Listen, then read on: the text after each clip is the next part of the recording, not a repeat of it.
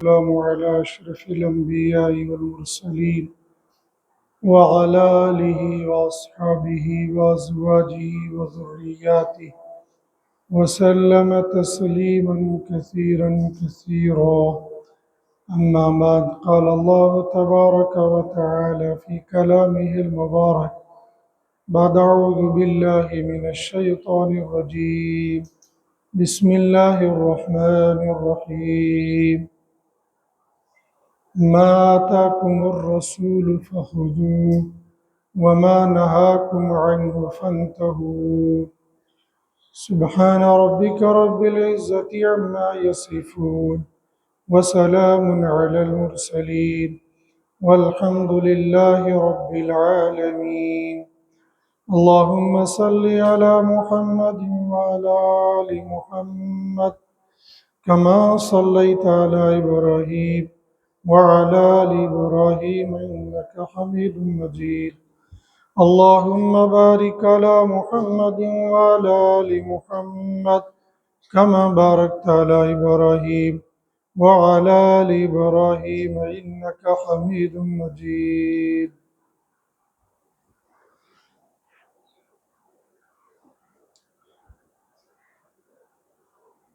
ہم جتنے بھی لوگ دنیا کے اندر ہیں زندگی گزار رہے ہیں اور یہ زندگی گزر جائے گی، چاہے اس کو ہم ویسے گزارے جیسے ہم چاہتے ہیں اور چاہے ویسے گزارے جیسے ہمارے بڑے چاہتے ہیں۔ بڑوں میں ہمارے ماں باپ بھی آئیں گے، بڑوں میں ہمارے اساتذہ بھی آئیں گے، بڑوں میں ہمارے پیر و مرشد بھی آئیں گے، بڑوں میں ہمارے رشتہ دار بھی آئیں گے، کوئی بھی ہو سکتا ہے، لیکن ایک زندگی وہ ہوتی ہے جو میری اپنی ہوتی ہے۔ میں یہ چاہتا ہوں کہ آج میں عشاء کی نماز کے بعد وازوان کھا لوں، یہ میری چاہت ہے۔ گھر جا کر والد صاحب سے بات کی، آج وازوان کھانے کو دل چاہتا ہے، لہذا سٹی جائیں گے۔ باپ کہتا ہے دال چاول کھانے ہیں تو کھاؤ، ورنہ یہ وازوان میں کھلاؤں گا۔ یہ بیچارہ مزے سے گیا تھا کہ پیسے بھی میں یہی خرچ کروں گا، ابا حضور سے پیسے نہیں لوں گا، پیسے میں ہی خرچ کروں گا، ماں باپ کی دعوت میں ہی کروں گا، گھر جا کر کا کھانا ہے تو کھا، ورنہ یہ بھی نہیں ملے گا۔ نہیں چلی، گیا اسکول، سوچا آج استاذ محترم کو ایسے چٹکلے سناؤں گا کہ بس آج کا سبق چھٹی۔ وہاں گیا تو وہاں دیکھا ٹیچر کا پارا پہلے ہی چڑھا ہوا ہے، وہ پہلے گھر سے بیوی سے لڑ کے آیا ہے، تو اب کہاں تیری سنے گا؟ کل تک یہ استاد ہنسی مذاق کرتا تھا، آج ادھر سے سننے کے لیے تیار نہیں ہے۔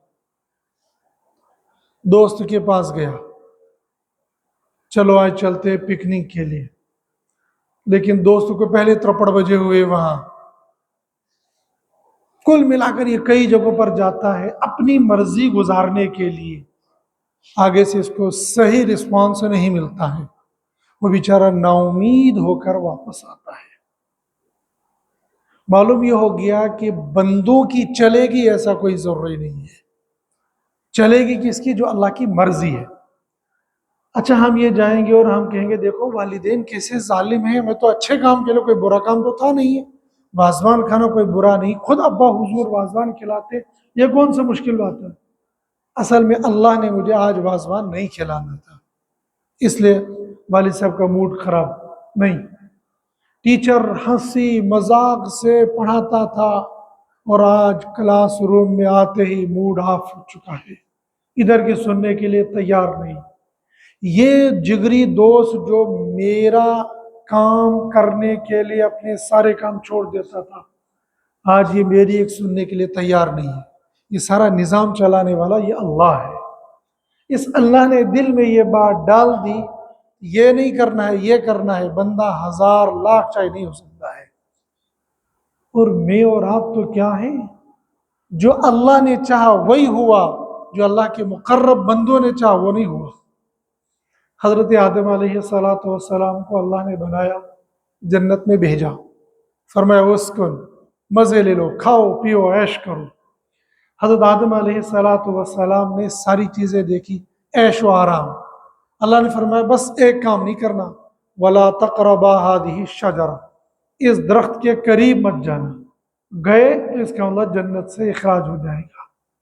حضرت آدم علیہ السلام چاہتے تھے کہ میں جنت سے نہ نکلوں، اس لیے شیطان نے جب وہ ساری تقریر کی تھی، حضرت آدم علیہ السلام نے میں نہیں کھاؤں گا، اس لیے کہ اللہ نے منع کیا ہے، اور اگر میں نے کھا لیا مجھے جنت سے نکال دیا جائے گا، لہذا جنت میں رہنا ہے، اس لیے یہ پھل نہیں کھانا ہے۔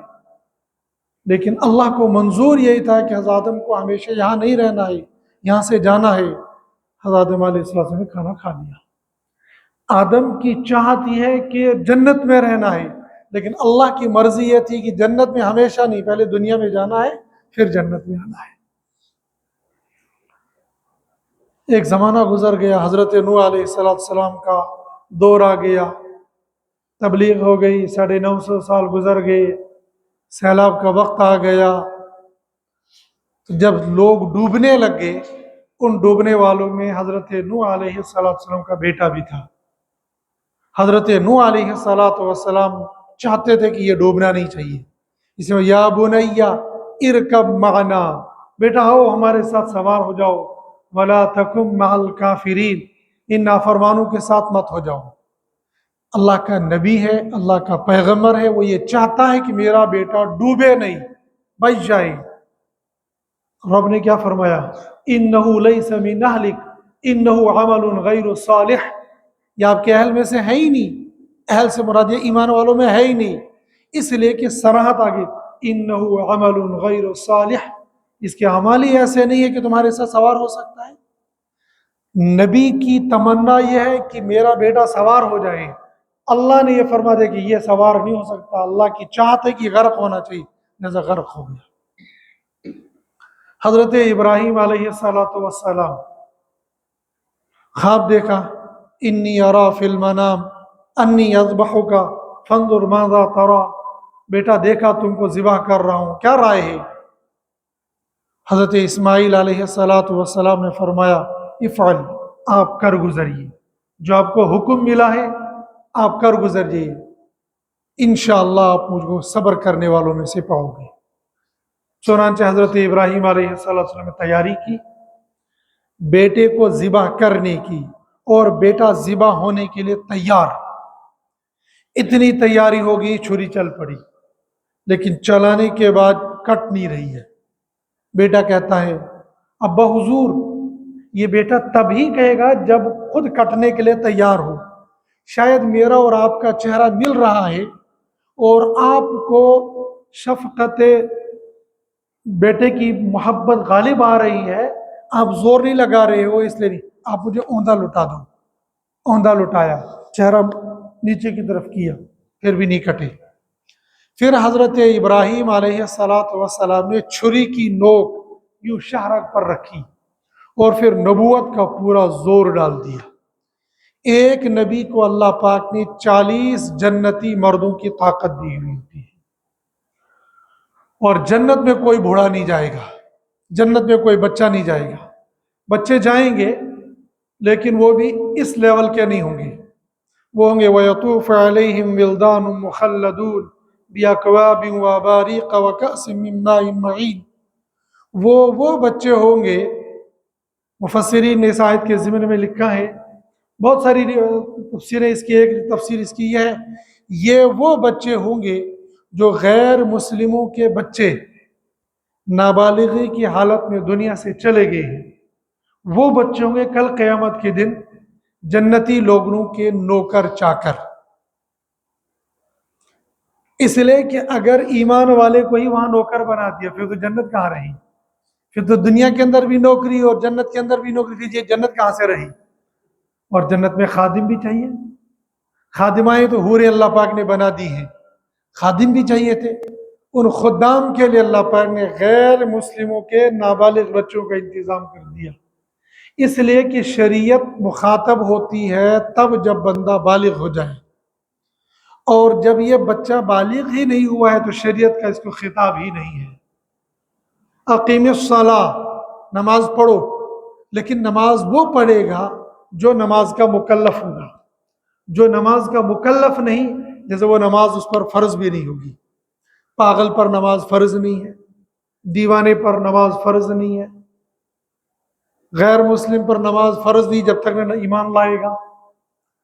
اور ہر بچہ، کل مولود یولد علی فطرہ فابواہ یہودانہ وینصرانہ ویمجسانہ، ہر دنیا میں پیدا ہونے والا بچہ فطرت اسلام پر پیدا ہوتا ہے، پھر اس کے ماں باپ اس کو یہودی بنائیں، عیسائی بنائیں، مجوسی بنائیں، وہ ماں باپ کی ذمہ داری ہوتی ہے۔ یہ غیر مسلموں کے بچے ایک تو فطرت اسلام پر پیدا ہوئے اور شریعت ان سے مخاطب نہیں ہوئی، نابالغی کی حالت میں دنیا سے چلے گئے۔ اب اگر ان کو جہنم میں پھینکیں گے تو یہ تو خطاب ہی نہیں ہے ان کو، اور جنت میں پھینکیں گے تو جنت کی مستحق نہیں، ایمان ہی نہیں ہے، لہٰذا ان کو نوکر چاکر بنایا جائے گا۔ ایسے جیسے کسی پی ایم اور سی ایم کے گیٹ کیپر ہوتا ہے تو وہ گیٹ کیپر ہے، وہ چوکیدار کہتا ہے میں سی ایم کا چوکیدار ہوں، میں پی ایم کا چوکیدار ہوں۔ وہ وہاں گریجویٹ اور کیس آفیسر کی ٹینٹ نہیں ہوتی ہے جو اس چوکیدار کی ٹینٹ یہاں پر ہوتی ہے۔ گارڈن میں پانی ڈال رہا ہوتا ہے، نوکری کرتا ہوتا ہے یہاں پر، لیکن سیکریٹریٹ کے ملازم کو گھاس نہیں ڈالتا، کہتے میں اندر پوچھ کے آؤں گا پہلے صاحب جاگ رہے ہیں یا نہیں جاگ رہے۔ یہ سیکریٹریٹ کا ملازم ہے، اور یہ باقی یہ مالی یہ کہتا پہلے اندر صاحب سے پوچھ کے آؤں گا، مالک ہے بھائی یہ تو، یہ ہے تو نوکر، لیکن اللہ نے ایک جگہ مقام دیا ہے اس کو۔ ایسی جنت میں ان کو بھیجیں گے اس وجہ سے نہیں کہ یہ کیس آفیسر ہے، اس کو جنت میں بھیجا ہے نوکر۔ اب یہ کرے گا جنتیوں کی نوکری چاکری کرے گا، جو کام ہوں گے وہ کرے گا۔ اور یہ جنت میں رہنے والے جو ہم لوگ ہوں گے انشاءاللہ، ہم میں سے کوئی بڈھا نہیں ہوگا، ہم میں سے کوئی بچہ نہیں ہوگا، ہٹا کٹا 33 سال کا جوان ہوگا۔ ایک موقع پر ایک بڑھیا آئی، یا رسول اللہ صلی اللہ علیہ وسلم میں جنت میں جاؤں گی؟ آپ نے فرمایا بڑھیا جنت میں نہیں جائے گی۔ وہ یہ سمجھی کہ میں بڑھیا جنت میں نہیں جاؤں گی۔ ادھر اللہ کے نبی صلی اللہ علیہ وسلم کی منشا یہ تھی کہ کوئی بندہ بوڑھا یا بوڑھی ہو کر جنت میں نہیں جائے گا، وہاں تو ینگ جائے گا، جوان جائے گا۔ تو وہ رونے لگ گئی۔ آپ نے فرمایا گھبراؤ نہیں، تم بڑھاپے کی حالت میں جنت میں نہیں جاؤ گی، تم تو جنت میں جاؤ گی ہٹا کٹا جوان، وہاں سارے 33 سال کے ہوں گے، نہ کوئی 32 کا ہوگا نہ 34 کا ہوگا، سارے 33 سال کے ہٹے کٹے جوان۔ چاہے بندہ دنیا میں 25 سال قومی کی حالت میں گزار کر گیا ہوگا، دبناز جو ختم مشک اڑ جائے یاس روز مسلم، بس ہڈیوں کا پتلا رہ گیا، باقی اس کو کچھ نہیں ہے۔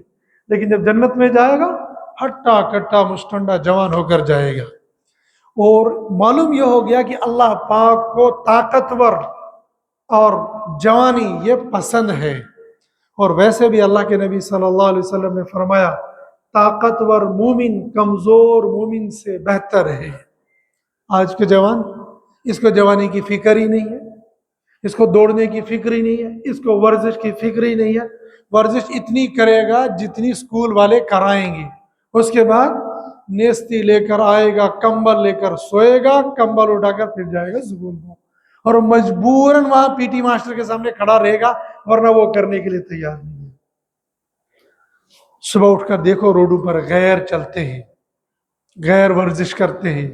مجھے جموں سٹی میں ایک غیر ایمان والے نے کہا کہ میں تالاب کھٹیکا سے نکلتا ہوں، یونیورسٹی سے چکر لگا کر جب میں شہیدی چوک پہنچتا ہوں تب تمہارے اذان دینے والے اذان دیتے ہیں۔ میں نے کہا یہ کہتا ورزش ہے، اور فل باڈی ماشاءاللہ ہٹا کٹا جوان لگتا ہے تقریباً میرے خیال سے وہ 55 سے 60 کے درمیان ہوگا، لیکن کون کہے گا، باڈی فٹ رکھی ہے۔ ہمارا تو آج 40 سال کا جوانی بڈھا ہو جاتا ہے، 40 سال کے بعد اس کے پیر لڑکھڑا جاتے ہیں، دوڑنے کے لیے کو سانس پھول جائے گی، کو تھوڑی دیر کھڑے رہو امام صاحب کو اور اس کو لگ گیا کہ امام صاحب نے تھوڑی سی لمبی قرات، بڈھا کھڑا رہتا ہے جوان بعد میں کہتے ہیں امام صاحب اصل میں دیکھو کچھ بیمار بھی رہتے ہیں، کچھ بزرگ لوگ ہوتے ہیں، اصل میں اس کو نہ بیماروں کی ہوتی ہے نہ بزرگوں کی ہوتی ہے، اس کو اپنی پڑی ہوئی ہوتی ہے۔ اور وہ کہتا ناز امام صاحب تھک جاتے ہیں دن بھر کام کا، کچھ نہیں، آفس میں گیا ہوگا ٹھاٹ سے اتنی موٹی تازی کرسی پر بیٹھا ہوگا، اے سی لگا ہوا ہوگا، سرونٹ کو بیل بجائے گا، پانی سب کچھ آئے گا، لیکن تراویح کے لیے تو کھڑا ہی نہیں ہو جاتا ہے۔ یہ ہماری جوانی کا عالم ہے۔ جوانی اللہ نے ہمیں اس لیے نہیں دی تھی کہ للو جلو اس جوانی کو برباد کرو۔ اس جوانی کو ہم نے دو طریقے سے برباد کیا۔ ایک تو واقعی ہم ورزش ہی نہیں کرتے ہیں، اپنی باڈی کا، اپنے بدن کا خیال رکھ لینا یہ انسان کی، مسلمان کی ذمہ داری ہے۔ آپ کو نہیں پتا، دو وجہ سے، ایک تو نئی جنریشن ہے، دوسرا آپ شہر والے ہو۔ گاؤں دیہات کے اندر لوگ جمعہ پڑھنے کے لیے کئی کلومیٹر دور جاتے تھے، آج تو ہر گھر کے اندر جامع مسجد بنی ہوئی ہے، ہر محلے کے اندر جامع مسجد۔ یہ جامع مسجد نہیں، فتنے بنے ہوئے ہیں۔ ایک طرف سے یہ لوگ کہتے ہیں وَاعْتَصِمُوا بِحَبْلِ اللَّهِ جَمِيعًا، اتحاد کرو، اتفاق کرو، یونائٹ ہو جاؤ، اپنی وہ طاقت دکھاؤ، اپنی جماعت دکھاؤ، اور ہر بندہ اپنے گیٹ کے سامنے جامع مسجد کھول کے بیٹھا ہوا ہے۔ اکثر جو لوگ یہ اتحاد کی باتیں کرتے ہیں نا، اکثر یہ لوگ فتین ہوتے ہیں، انتشار والی باتیں یہی کرتے ہیں، اکثر، سارے نہیں ہوئے، میں چونکہ دیکھا ہے بہت قریب سے ایسے لوگوں کو کہ باتیں تو بہت کریں گے، جامع مسجد جی وہاں جاؤ، جی کون جائے گا وہاں اتنا دور؟ پورے شہر کی ایک جامع مسجد ہونی چاہیے۔ سیدنا امام اعظم ابو حنیفہ رحمۃ اللہ علیہ نے فرمایا جہاں قاضی بیٹھتا ہوگا جمعہ صرف وہیں آئے گا، اس کے علاوہ کسی جگہ جمعہ آئے گا ہی نہیں۔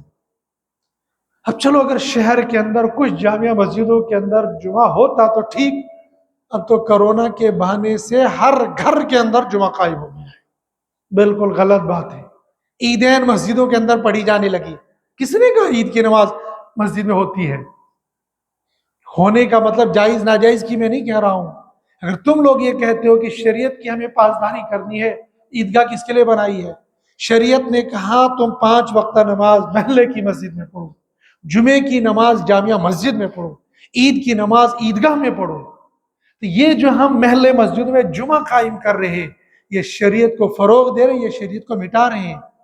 ہم کیا بش کو اور اسرائیل کو اور برطانیہ کو گالیاں دیتے ہیں؟ ان سے زیادہ دین کو مٹانے والا مسلمان ہے، اور وہ مسلمان جو اپنے آپ کو دیندار کہتا ہے، جو اپنے آپ کو حاجی نمازی کہتا ہے، جو اپنے آپ کو 5 وقتہ نمازی کہتا ہے، جتنے دینی کھڑپیش بنے ہوئے ہیں، جتنے دینی سرپیش بنے ہوئے، دین کو بگاڑنے والے یہی لوگ ہیں۔ اور اگر کہتے ہیں بہت بری لگتی ہے تو لگنے دو۔ یہ جو دین کا بگاڑ، دین کا فساد بنا کے رکھا ہے، جامعہ مسجدوں کی کوئی وقت نہیں رہی۔ اگر نہیں ہوتا تو پھر شریعت نے جمعہ کیوں قائم کیا تھا؟ شریعت نے جامعہ مسجد کیوں بنائی تھی؟ شریعت نے، پیارے نبی صلی اللہ علیہ وسلم نے کیوں کا فرمایا تھا جامعہ مسجد میں نماز پڑھو گے 500 نمازوں کا ثواب ملے گا، محلے کی مسجد میں پڑھو گے 25 نمازوں کا ثواب ملے گا؟ پھر یہ تقسیم کرنے کی ضرورت کیا تھی؟ گویا ہم اپنے آپ کو عملی طور پر نبی سے زیادہ عقل مند سمجھتے ہیں کہ ہم ہی زیادہ دین کو سمجھنے والے آ گئے ہیں۔ ہاں، وہ تو کسی کو پتہ نہیں ہے، ایک حدیث لے لیں گے، ایک روایت کہیں سے لے آئیں گے اور کہیں گے تو ہم دین کو جاننے والے ہیں۔ ہمارا نوجوان آج پلمبروں سے دین سیکھ رہا ہے، پلمبر دین بتائے گا آپ کو، ٹر تم کو دین بتائے گا، پھر تم کو دین بتائے گا۔ دین بتانے کے لیے اہل علم ہونا ضروری ہے۔ ساری دنیا پلمبروں کے پیچھے پڑی ہوئی ہے، وہ پلمبر صاحب ہے، وہ پلمبر صاحب ہے، یہ ہم کو دین بتائیں گے۔ یہ فتین ہے، یہ دین کو بتانے والے نہیں۔ دین ایک ہوتا ہے دین سننا، ایک ہوتا ہے دین سیکھنا۔ دین سنا جا سکتا ہے کیسٹوں سے بھی، لیکن دین سیکھا جاتا ہے اہل علم سے۔ دین سنا کہیں سے بھی جا سکتا ہے۔ دیکھو اگر دین سننا ہوتا نا، حضرت جبریل علیہ السلام خانے کعبہ پر کھڑے ہو جاتے اور یہ اعلان کرتے، او مکہ والو سنو، خبردار سن لو، کل سے تم نے قرآن کو فالو کرنا اور قرآن یہ رکھا تمہارے سامنے۔ اگر خالی مطالعے سے دین سیکھا جاتا اور تقریر سے دین سیکھا جاتا تقریر سے صرف ترغیب ہوتی ہے، دین سیکھا نہیں جاتا ہے۔ دین سیکھنے کے لیے حضرت نبی کریم صلی اللہ علیہ وسلم کو سب سے پہلے قربانی دینی پڑی۔ سب سے پہلے جب دین سیکھنے کے لیے حضرت جبریل علیہ السلام میں اقرا پڑھو، پہلا عمل کیا ہوا؟ حضرت جبریل علیہ السلام نے پکڑا اور یوں بھینچا، اور آپ نے کئی مرتبہ یہ روایت سنی ہوگی، لیکن بھینچا کیوں؟ اس کے پیچھے راز کیا ہے، وجہ کیا ہے؟ قیامت تک آنے والے لوگوں کو بتایا گیا دین سننے سے نہیں، دین سیکھنے سے آئے گا، اور دین سیکھنے کے لیے تیار ہونا پڑے گا، شاگردی اختیار کرنی پڑے گی۔ اور اللہ کے نبی صلی اللہ علیہ وسلم نے فرمایا جتنا مجھے اس دین کے خاطر ستایا گیا کسی اور نبی کو نہیں۔ حالانکہ حضرت یحییٰ علیہ السلام کے بارے میں مشہور قول یہ ہے کہ ان کو آرے سے چیرا گیا، لیکن اللہ کے نبی صلی اللہ علیہ وسلم نے فرمایا کہ مجھے سب سے زیادہ اس دین کے بارے میں ستایا گیا۔ کیا ضرورت تھی دین کو ستانے کے لیے؟ خالی اعلان ہو جاتا، بس تم سن لو، بس دین پر عمل کر لو۔ سننے سے دین نہیں آتا ہے، دین آتا ہے سیکھنے سے، اور دین سیکھنے کے لیے جوانوں کی ضرورت ہے۔ جوانوں نے اپنی زندگیاں غیر مناسب جگہوں پر گزارنی شروع کر دی، دین کے معاملے میں بھی، دنیا کے معاملے میں بھی، اور جو کہیں سے سن لیتے ہیں بس اس کو حرف آخر سمجھتے ہیں۔ فیس بک پر کسی نے پوسٹ ڈال دی، کہتا بس یہی دین ہے۔ واٹس ایپ پر کوئی پوسٹ آ گئی کہ یہی دین ہے۔ اب تو یوٹیوب کے مفتی تو ایسے نکلے ہوئے ہیں جیسے برسات میں بہت ساری مخلوقات نکلتی ہے، اس کے